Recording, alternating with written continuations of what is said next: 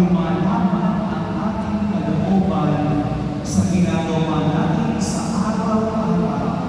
There is chaos. There is the absence of God. Hayaan po natin sa araw na ito na tayo'y sumayaw sa henerasyon ng Diyos na nagdadala sa atin upang maging marunong at mabuti sa pagsunod sa Diyos. Ito ang rason kung bakit kayo nagsisimba. Gagawin mo ito ng may pagmamahal at paniniwala sa Diyos na ang buhay mo ay magiging kasangkapan sa henerasyon ng Diyos ngayon.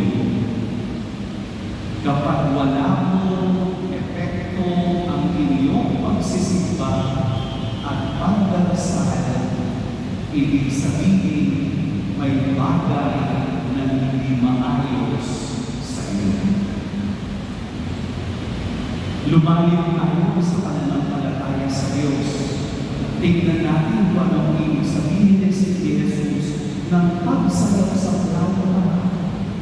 Hayaan natin iindayan tayo ng Diyos sa musika ng kanyang pag-ibig at sa awit ng kanyang pagmamahal. Kapag tayo'y nakakonekta sa Diyos, ang lahat ng ating ginagawa ay may kapalit na pagmamahal. Mag-iingat po tayo